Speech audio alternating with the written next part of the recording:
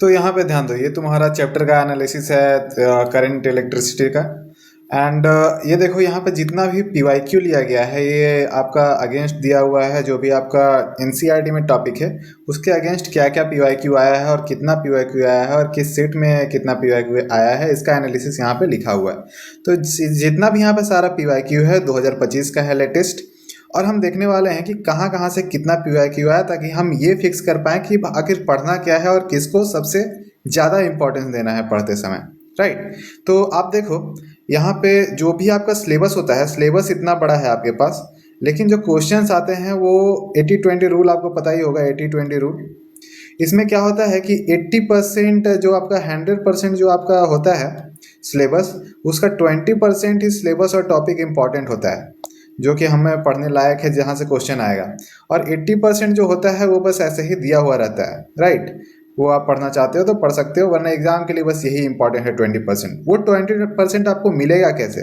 ये 20% मिलेगा आपको कि एनालिसिस करने से कि कहाँ से आखिर क्वेश्चन आया है आपका प्रीवियस ईयर में। तो आप देखो यहाँ पर करंट, इलेक्ट्रिक करंट का कुछ कुछ डेफिनेशन वाला क्वेश्चन 2 क्वेश्चन आया है आपका यहाँ से, राइट। उसके बाद आप देखो कि इलेक्ट्रिक करंट इन कंडक्टर्स, वहाँ से आपका 4 क्वेश्चन आया है, तो ये इम्पॉर्टेंट है। उसके बाद आप देखो यहाँ पे Ohm's law and then combination of resistance, ये आपका अलग से टॉपिक नहीं है, बट यहाँ से क्वेश्चन आता है और कॉम्बिनेशन ऑफ रेजिस्टेंस से क्वेश्चन बनता है। और ये आपका इतना जितना भी ये क्वेश्चन आया है ये कॉम्बिनेशन ऑफ रेजिस्टेंस का ही है, जो 5 क्वेश्चन है ये वाला, राइट। और उसके ऊपर आप ओम्स लॉ देखो, ओम्स लॉ का 4 क्वेश्चन आपके पास आया है, तो ये भी आपका इंपॉर्टेंट है कि ओम्स लॉ को कैसे यूज करेंगे और वी आई और आर जो होता है वो कैसे वेरी करता है एक दूसरे से रिलेशन में। आप ये क्वेश्चन में देखोगे जो हम आगे करने वाले हैं प्रीवियस ईयर। उसके बाद आप देखो जितना भी नीचे का जो भी कॉन्सेप्ट है ये सारा, ये एक्चुअली इसी में मिक्स्ड है, ये इसी में मिक्स्ड कॉन्सेप्ट है। 1-2 क्वेश्चन आपका कॉन्सेप्चुअल बेस्ड आया है जो इसी में मिक्स्ड है, राइट।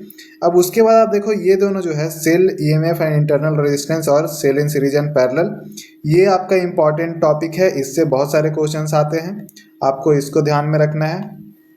और उसके बाद देखो आप क्रिस्चॉफ्स रूल जो होता है आपका, और आपका जो व्हीटस्टोन ब्रिज जो होता है, तो व्हीटस्टोन ब्रिज से एक क्वेश्चन आ जाता है, अच्छा एक क्वेश्चन आ जाता है।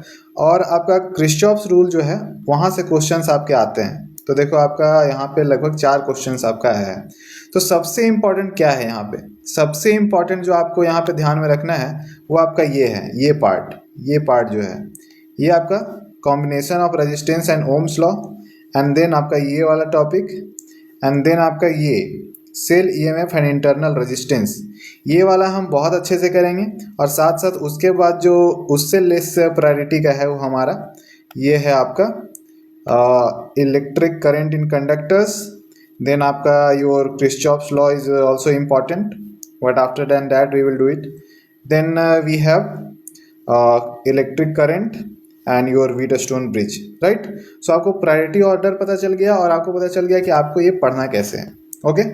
तो अगले वीडियो में आपको मिलेगा इसका सॉल्यूशंस सीरीज वाइज, जैसे जैसे टॉपिक है उसी वाइज आपको यहाँ पे टॉपिक जैसा दिया गया है उसी के सीरीज में आपको सारे सॉल्यूशंस मिलेंगे प्लेलिस्ट में। तो यहाँ का जितने भी क्वेश्चंस आपको दिख रहे हैं, जितने भी पीवाईक्यू, उसको एक्सेस आपको कहाँ से करना है? डायरेक्ट प्लेलिस्ट से।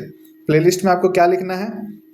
इलेक्ट्रिक करंट इलेक्ट्रिसिटी, देन आपका most important questions slash then Aditya भैया, राइट। चैप्टर का नाम, then most important questions, then Aditya भैया, ओके।